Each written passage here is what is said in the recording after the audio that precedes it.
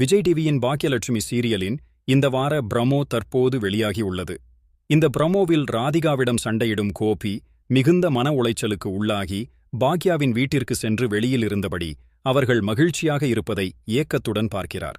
Baakiyalakshmi serial Bengali தொடரில் இருந்து remake செய்யப்பட்டுள்ள நிலையில் அதற்கான எந்தவித சாயலும் தற்போது தமிழ் சீரியலில் காணப்படவில்லை.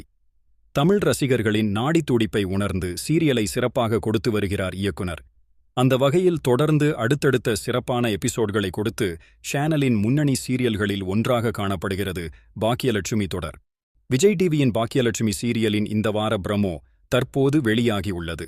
வழக்கம் போல இந்த வாரமும் கோபியின் அலப்பறைகளையே அதிகமாக காண முடிகிறது. இந்த வார ப்ரமோவில் ராதிகாவிடம் வழக்கம் போல சண்டையிடும் கோபி தன்னுடைய வாழ்க்கையில் ராதிகா வந்த பிறகுதான் தன்னுடைய நிம்மதி பறிபோய்விட்டதாக கூறுகிறார்.